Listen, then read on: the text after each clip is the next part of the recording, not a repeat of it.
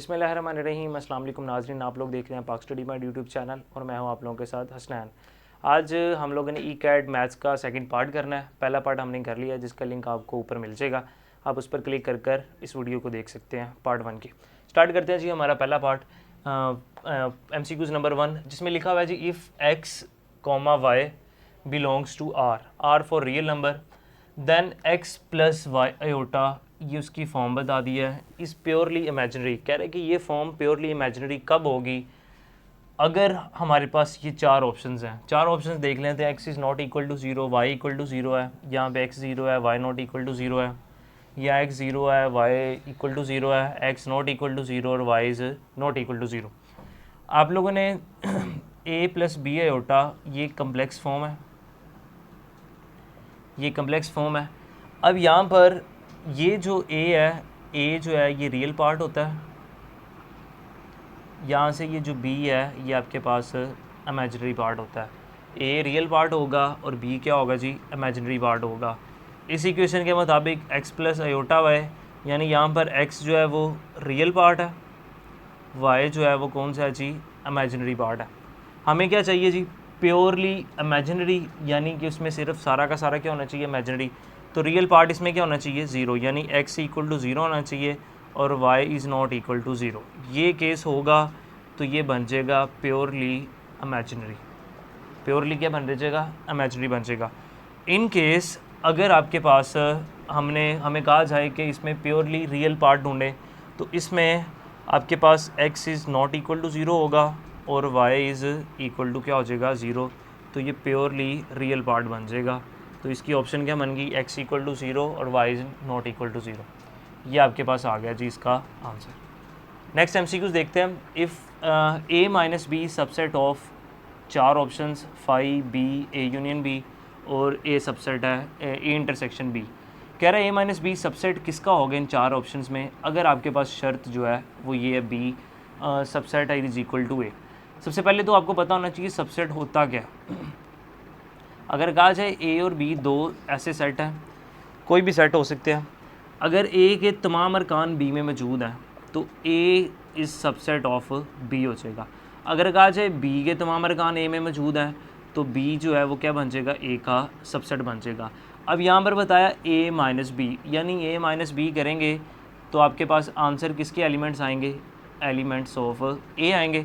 तो इसमें से ऑप्शन जो है इसके लिए बेस्ट ये बनती है a यूनियन b। वो इसलिए क्योंकि इसके अंदर a यूनियन b लेंगे तो इसमें a के एलिमेंट्स भी मौजूद होंगे, b के एलिमेंट्स भी मौजूद होंगे, जिसकी वजह से a माइनस बी जो है वो सबसेट होगा किसमें से, a यूनियन b का। a माइनस बी जो है सबसेट वो किसका बन जाएगा, a यूनियन b का।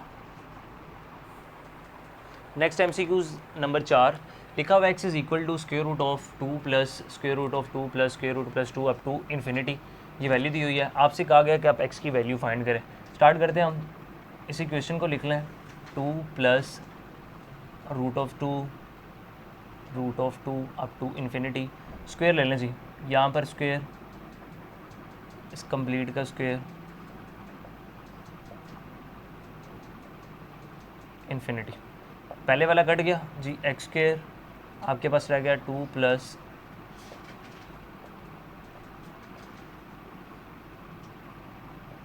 इन्फिनिटी। ये वैल्यू किसके इक्वल है जी, एक्स के इक्वल है, तो इसको वापस एक्स कर दें, X square plus two plus x.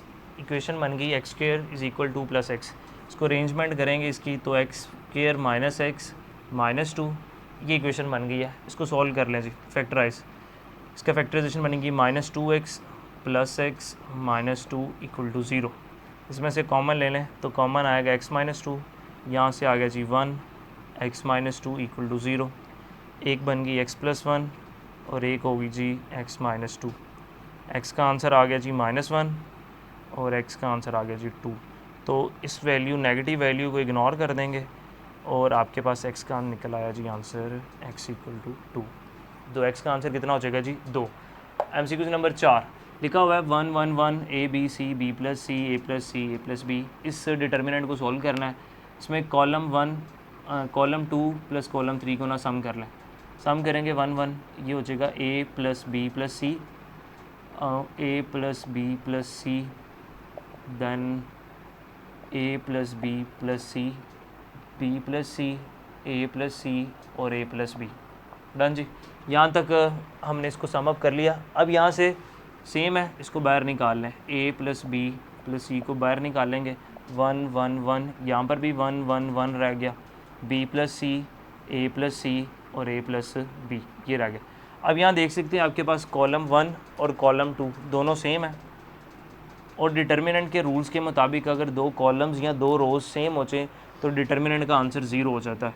तो ए प्लस बी प्लस सी ये हो गया 0, 0 से मल्टीप्लाई होके इसका आंसर भी कितना आ जाएगा, 0 आ जाएगा। इसके बाद आगे देखते हैं हमारे पास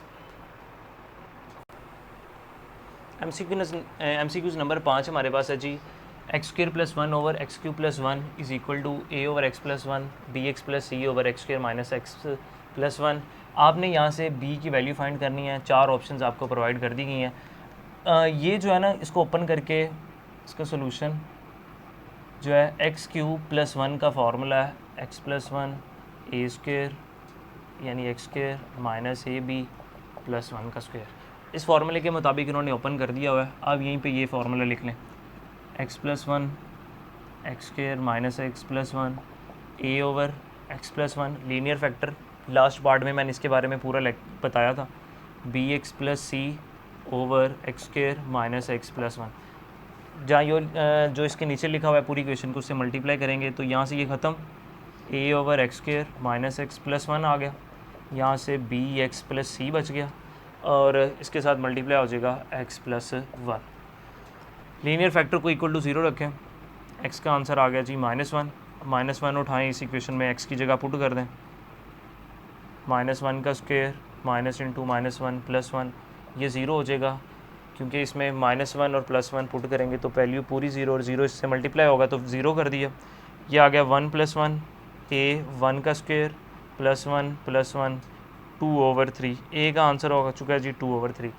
अब बाकी जो है इस इक्वेशन को सॉल्व कर लेना, इसका नंबर दे देते हैं जी, इक्वेशन नंबर हम 1 का बाय 1, इक्वेशन नंबर 1 को सॉल्व करने लगे। X square plus 1 is equal to A X square minus A X plus A is equal plus B X square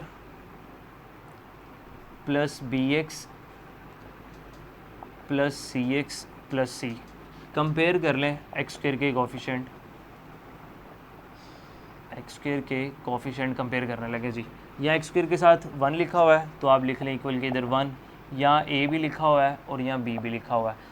आपने ए का आंसर निकाला हुआ है 2/3 तो 2/3 प्लस बी, यहाँ से -2/3 is equal to B, LCM ले लें 3, कुछ नहीं 1 3 1 ज़ा 3 -2 बी, 3 -2 करेंगे आपके पास आंसर आ जाएगा 1 और 1/3, बी का आंसर निकल आया जी 1/3। अगर आपसे कहा जाए सी निकालें, इसी तरह आप एक्स को कंपेयर करें, वहाँ से आपके पास सी निकलेगा, तो ये ऑप्शन आ चुकी है हमारे पास 1/3।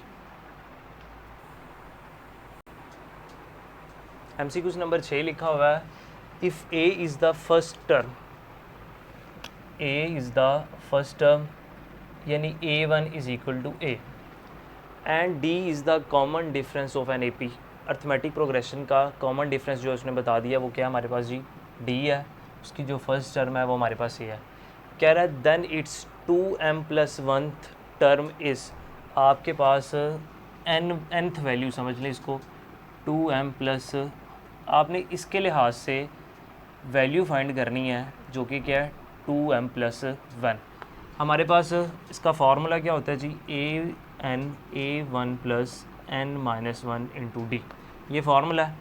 nth टर्म ये वाली फाइंड करनी है यानी 2m + 1, यहाँ से an की जगह लिख लें जी 2m + 1।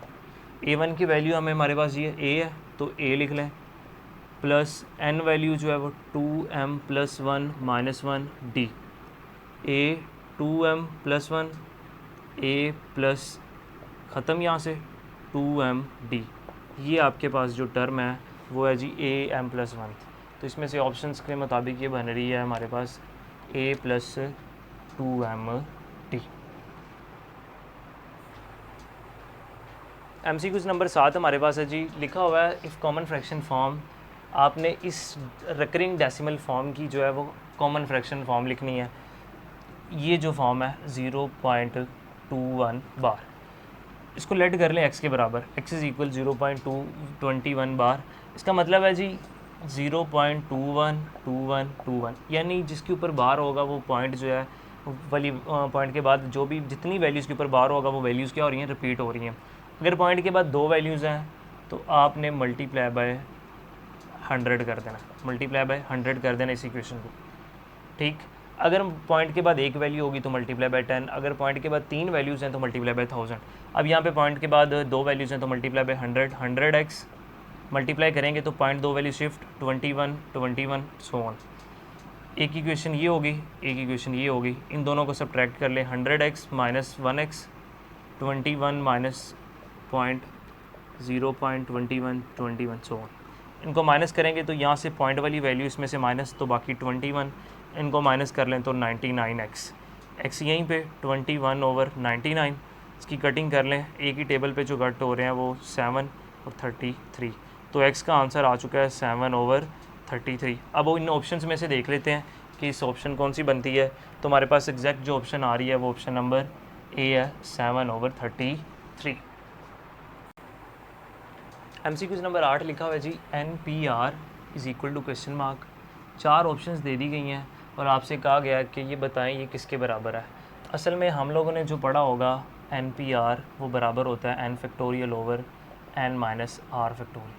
अब इनमें से देखें तो ये कोई भी ऑप्शन जो है मैच नहीं कर रही, तो आपने इनमें से ढूंढना है कि किसका सोल्यूशन करेंगे तो वो NPR यानी इसके बराबर आ जाएगा। हम ऑप्शन नंबर सी पकड़ते हैं, NPR-1। अब आप बाकी ऑप्शंस को भी ट्राई कर सकते हैं जी। इसको करें open, n factorial over n minus R, n minus R minus 1 factorial, n factorial over n minus R minus minus plus, ये आपके पास ना जी फॉर्म बन गई। अब ऊपर n फैक्टोरियल लिखा हुआ है, n फैक्टोरियल आप लोग इसको ओपन करें, n factorial n minus R plus 1 का यहाँ ओपन कर दें, n into n minus 1 n minus 2 up to 3.2.1, ये आप लोगों ने पढ़ा हुआ, डिवाइडेड बाय नीचे n माइनस आर प्लस 1, फिर n माइनस इसी फार्मूले के मुताबिक n माइनस 1 तो n minus R plus 1 minus 1 factorial, done.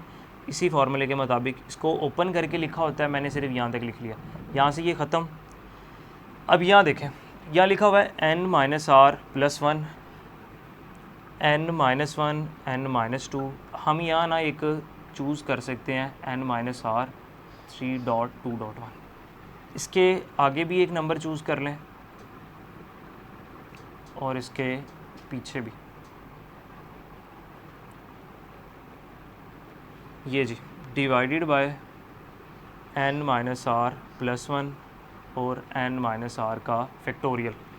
असल में ये फॉर्म हम बनाने के लिए जो किया ना वो इसको ख़त्म करने के लिए किया, n minus R plus 1 n minus R plus 1 इसके साथ ख़त्म हो गया, बाकी जो है वो लिख लें n minus 2 n minus R minus 1.3.21। अच्छा अब ये ना लिखें, divided by n minus R का फैक्टोरियल। ऊपर वाली पूरी फॉर्म को बंद कर दें n फैक्टोरियल में, नीचे आ गया जी n माइनस आर का फैक्टोरियल। अब यहाँ देखें ये किसके बराबर आ गया जी, NPR के फॉर्म दोबारा आ चुकी है, तो इसकी ऑप्शन नंबर सी जो है इसका आंसर बन जाएगी NPR-1। MCQ नंबर 9 में देखिए लिखा हुआ है, if sin theta is under root 3 times cos theta. आप लोगों ने थीटा की वैल्यू फाइंड करनी है, चार ऑप्शंस आपको दे दी गई हैं, इसकी स्टेटमेंट पढ़ेंगे ना ज़रा तो वो देखें लिखा हुआ है sin थीटा इज़ बराबर under root 3 times of cos theta. Sine theta जो है वो बराबर है under root 3 time of cos theta. हमने इस थीटा को फाइंड करना है, इसको उठा के यहाँ ले आए, sine theta over cos theta हो गया बराबर है जी under root 3। Sine theta over cos theta किसके बराबर है जी, टेन थीटा के, इज इक्वल अंडर रूट 3। हमने थीटा फाइंड करना है तो tan inverse of under root 3। अब आप लोगों को मैंने टेबल करवाया हुआ है, आप लोग पार्ट 1 में इसको जाकर देख सकते हैं।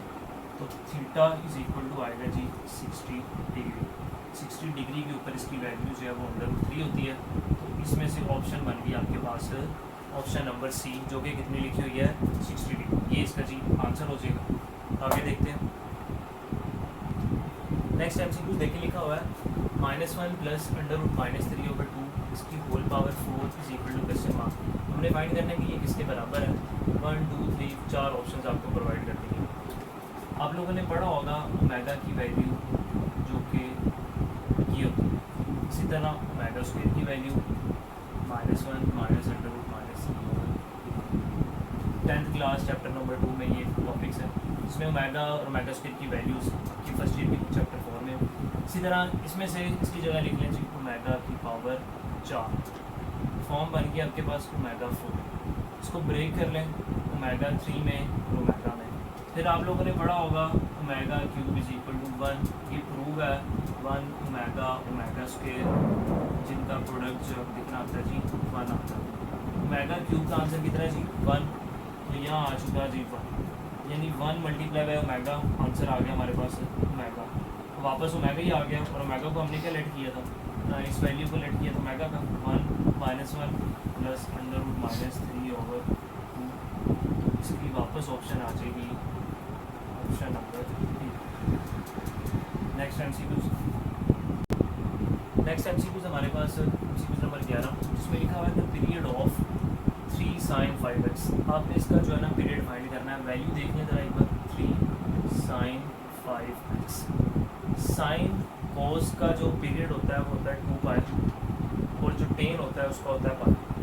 अब इसको लिखें 3 sin 5x प्लस 2 लिख लिया जी।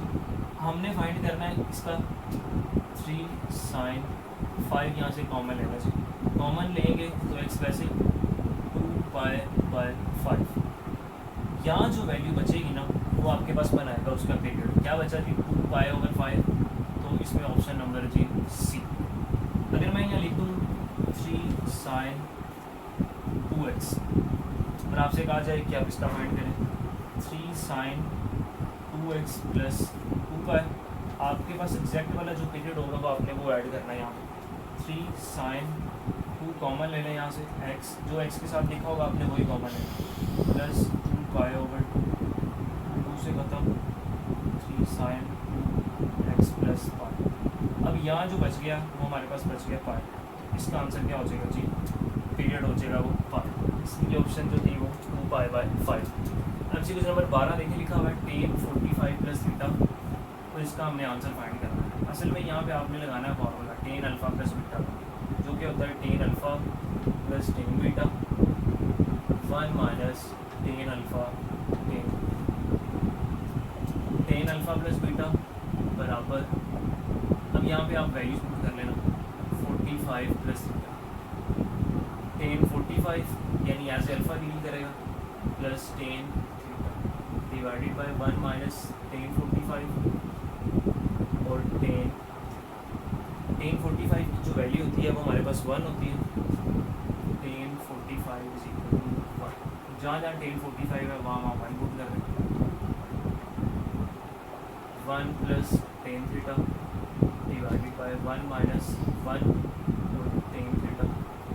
आंसर आ गया जी 1 प्लस tan थीटा और 1 माइनस tan। ये निकला है आपके पास tan 45 प्लस थीटा का आंसर। नंबर 13 हमारे पास लिखा हुआ है जी cos 15 degree minus sin 15 degree. इसकी वैल्यू आपने निकालनी है। सोल्व करते हैं इसको। सॉल्यूशन आ गया जिसका cos 15 sin 15 डिग्री। इसको लिखें जी cos 45 minus 30 minus sin 45 minus 30। 15 को हमने ब्रेक कर लिया 45 माइनस 30, यहाँ से भी 45 माइनस 30।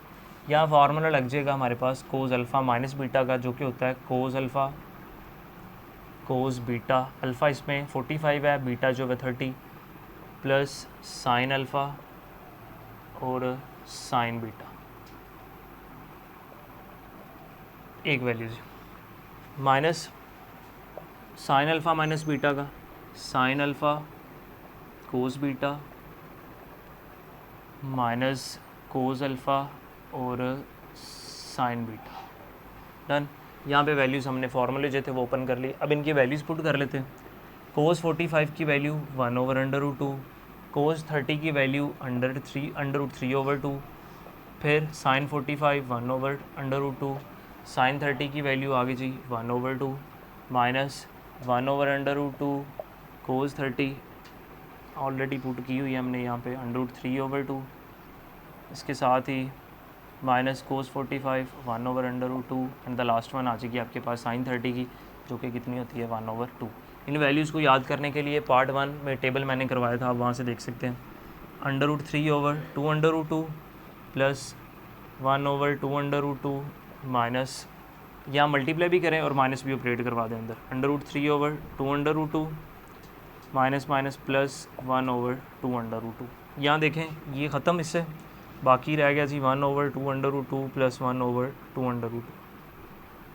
एलसीएम ले लें 2/2 तो 1 + 1 2/2/2, 2 से ख़त्म, आंसर आ गया जी 1/2। ऊपर ऑप्शंस में ये हमारे पास ऑप्शन नंबर जो है वो बी है, इसका आंसर कितना आ गया जी 1/2। MCQs नंबर हमारे पास 14 लिखा हुआ है जी। A triangle has not right angle is called. कैसी ट्राइंगल जिसके अंदर राइट एंगल यानी 90 डिग्री का कोई भी जाविया ना हो तो उसे हम क्या कहेंगे जी। देखते हैं जी ऑब्ट्यूस। और हमारे पास ऑब्ट्यूस जो है, ऑब्ट्यूस होती है greater than 90 degree and less than 180 degree, यानी इसके अंदर भी 90 डिग्री का एंगल नहीं है। ओब्लीक ऐसी ट्राइंगल होती है जिसमें no any angle of 90 degree. Equilateral triangle के अंदर तीनों एंगल्स हैं वो 60 डिग्री के हो जाते हैं, और इसके लिए जो एग्जैक्ट ऑप्शन बनेगी वो होगी आल, जो कि यहाँ नहीं हुई तो आप इसके लिए बना लें ऑल ऑफ दिस, यानी ये नन की जगह क्या होना चाहिए, all of this. Okay. MCQs number 15 लिखा हुआ है if cos theta is equal to -1 then dash. इन चार ऑप्शंस में से क्या होगी जब कोस थीटा का आंसर क्या होगा जी -1। आपके पास एक ऑप्शन ये है, एक ये है और ये। इन टर्न बाई टर्न बारी बारी ना यहाँ पुट कर लें। हम पहले वाली ऑप्शन देख लेते हैं, 2n + 1 पाई, इसमें n is equal to 0 put करें जी। 2 × 0 + 1 आंसर आ गया जी 0 + 1 यानी 1 पाई, तो थीटा का आंसर आ गया पाई। पाई आया, इस पाई को उठाएं, यहाँ पुट करें। पाई की वैल्यू होती है 180 डिग्री, तो कोस 180 डिग्री इज़ इक्वल टू -1। ये आपको याद करने पड़ेंगे, कोस 180, इसी तरह साइन 180, टेन 180, ये वैल्यूज़ याद करने हैं आपने। तो कोस 180 की वैल्यू होती है -1, तो इसके लिए आंसर ही यही बन चुका है, theta is equal to 2n + 1, कि थीटा की वैल्यू जब ये होगी तब हमारे पास कोस थीटा का आंसर कितना आएगा जी -1। इसी तरह बाकी वैल्यूज़ के ऊपर भी चेक कर सकते हैं।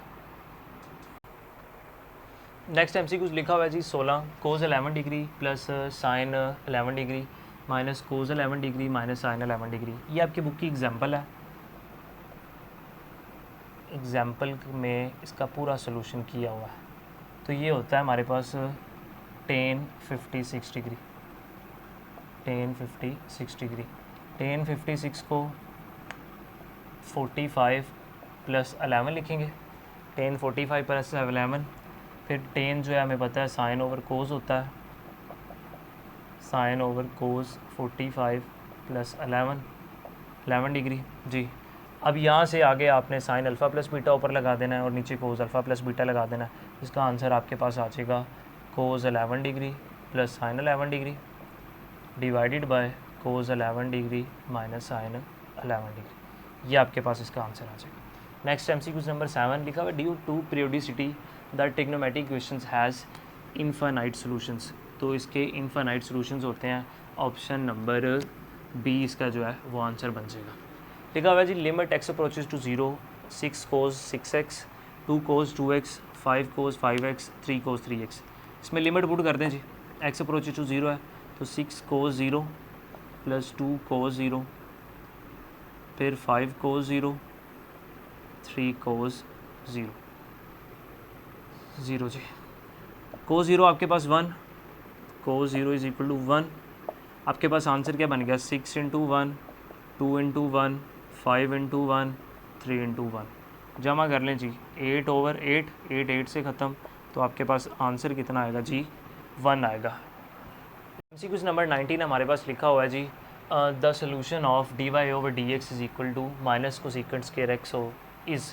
आपने बताना है कि इसका सोल्यूशन कहाँ से निकलेगा। आप लोग सवाल के बजाय यहाँ से ऑप्शंस में से इसका जवाब निकालें।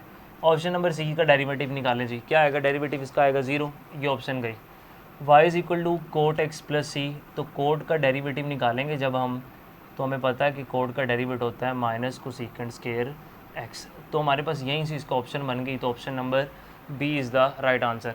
अगर सी ऑप्शन देखें तो वहाँ पे इसका आएगा जी secant square x. MCQ number 20 लिखा हुआ है जी F of x is equal to cot x, then F first derivative at the π/4 is. आपने यहाँ पे आपने वैल्यूज़ की फाइंड करनी है, इसका डेरिवेटिव निकाल लें। एफ ऑफ एक्स बराबर है कोट एक्स के, इसका फर्स्ट डेरिवेटिव हो जाएगा जी माइनस कोसेकेंट स्क्वायर एक्स। हमने इसकी वैल्यू फाइंड करनी है π/4 के ऊपर।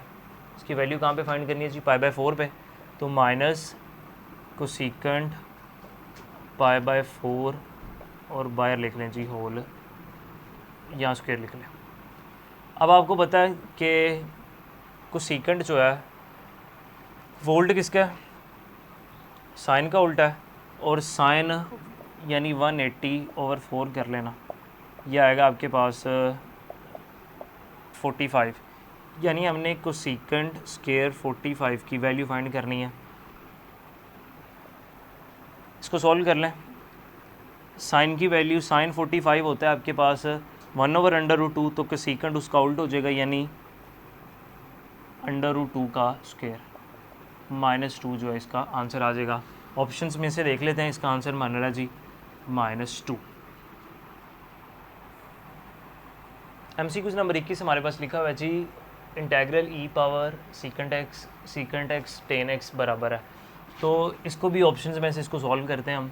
तो option number A is the right answer. इसको लेट कर लें y e power secant x plus C dy/dx लें जिसका answer e secant x and tan x. तो इसको सॉल्व करने से आपके पास ये आ रहा है, तो ऑप्शन नंबर ए इसका आंसर आ जाएगा। MCQ नंबर 22 इंटेग्रल 0 से π/4 साइन 2x। इंटेग्रल जो है इसका सोल्व कर लें, ये आएगा जी माइनस कोस 2x/2 0 से π/4।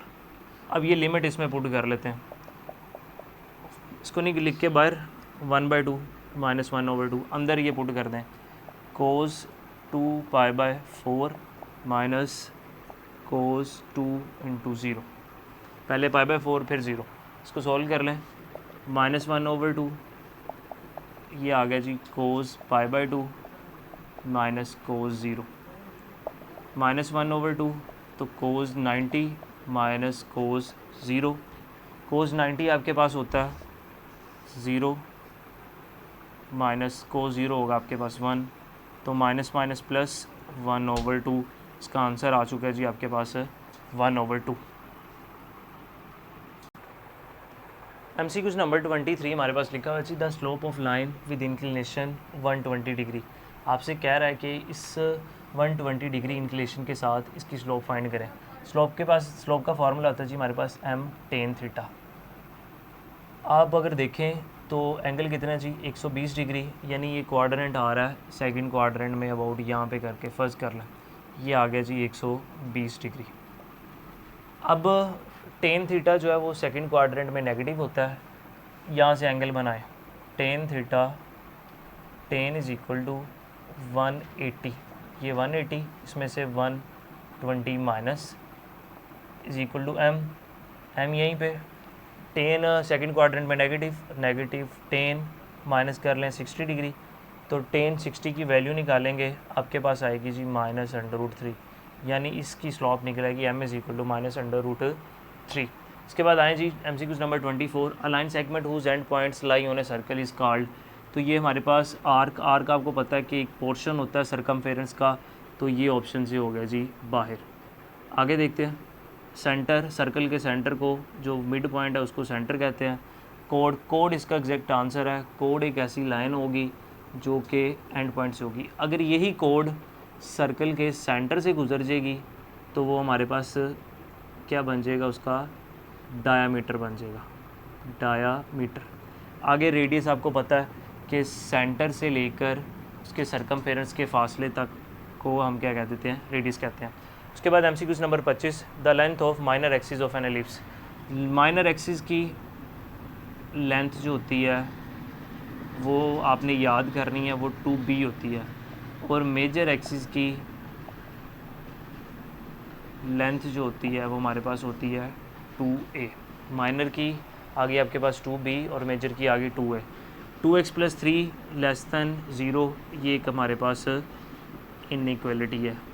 जिस इक्वेशन में आपको ये साइन लेस देन का, ग्रेटर देन का, लेस देन इक्वल का, ग्रेटर देन इक्वल का ये साइन नज़र आए तो ये हमेशा एक इनइक्वालिटी की इक्वेशन होगी।